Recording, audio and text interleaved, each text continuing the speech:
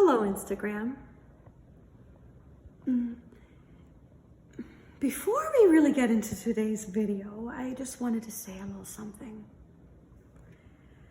As many of you know, I've been doing the 365 songs, where I post a new song every day.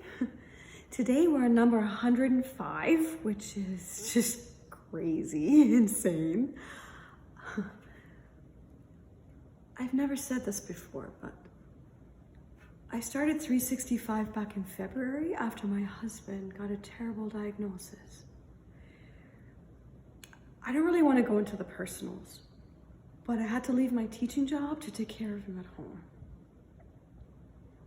For the first time in my life, I wasn't playing music, I wasn't expressing myself, I was too tired, too depressed, and just too busy to even listen to music. Starting this was a way to motivate myself, to put a few minutes aside every day to put something beautiful into this world. Those 5 minutes a day have made me feel like I could breathe again. And what's been wonderful to see is that so many of you have said that listening has made your day brighter, or broken up a boring afternoon, or made you smile.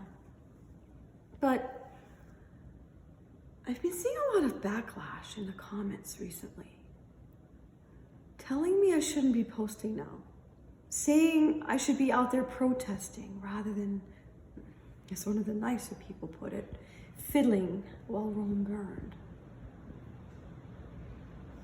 I do apologize for not being as public with my own beliefs. I wanted this channel to be a neutral zone, a break from the horrors of 2020. That was wrong. It's a sad world where I have to make this clear, but Black Lives Matter, and I applaud all the people that take to the streets and protest every day. I am listening and I'm learning and I'm trying to do my best. I was a high school music and drama teacher for 20 years, and now it's your turn to teach me. I spent my career teaching kids, doing music classes, directing plays. I take them to plays and musicals. These were mainly white students, although not all. Most were from upper middle class families, did not struggle with racism or poverty. I taught them scales and dramaturgy. But the most important thing I taught them was how art has the power to change minds. We saw The Color Purple, Ragtime, West Side Story. We talked about Porgy and Bess and Hamilton, Carousel, Parade. We saw Fences and The Bluest Eyes. And we saw many, many concerts where the artists were black and brown.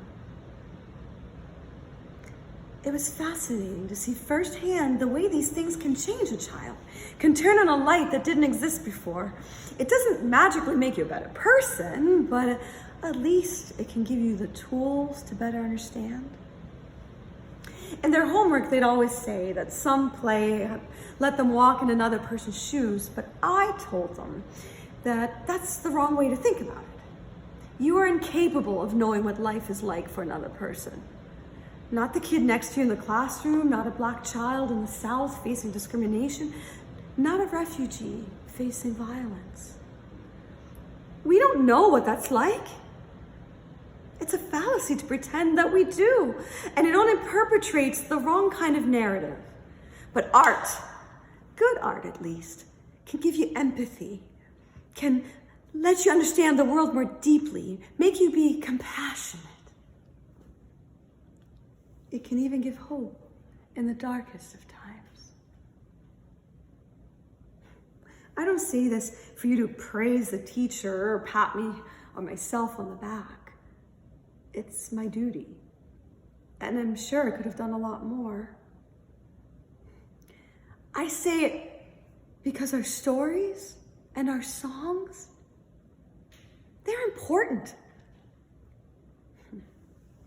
When the commentator said that I was Nero selfishly playing the violin while Rome burned, I think they were wrong. I fiddle while the country burns because the word needs music. It needs love. It needs light even. It needs a release valve. The fires of Rome burned for a week. Many lives were lost. Many homes and businesses were destroyed. But after fires put out, we rebuild. Not a recreation of what was before, but something better, something stronger, something able to withhold the flames. The small fires that can't be quelled used to make steel, make armor, cook our food, give us light to read and write by, to make music, to make art. The Harlem Renaissance, the protest songs of the 60s, Frederick Douglass, James Brown, and Bob Marley. I can't join the protests. The risk of my husband of getting COVID is too great.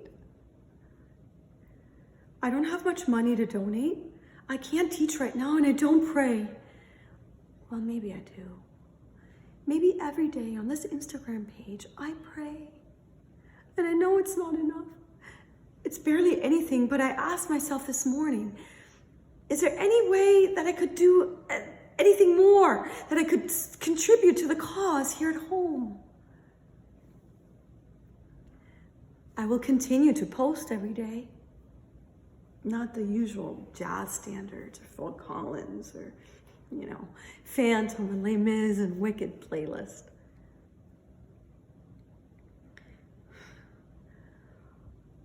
One message of hope by one white lady isn't going to change anything.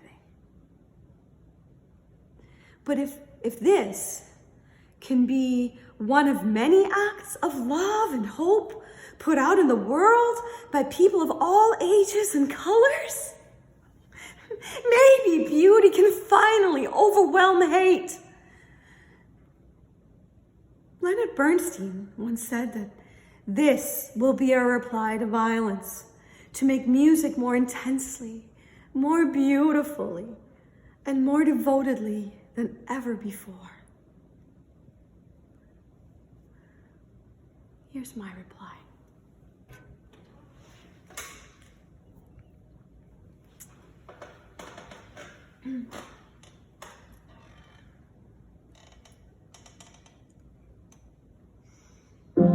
Out of the ramblings and rubble, out of the smoke, out of our nights of struggle, can we see our ray of hope? One path and ray, reaching for the day we can build a beautiful city. Yes, we can. Yes, we can. We can build a beautiful city, not a city of angels, but we can build a city of man. Yes, we can. Yes, we can.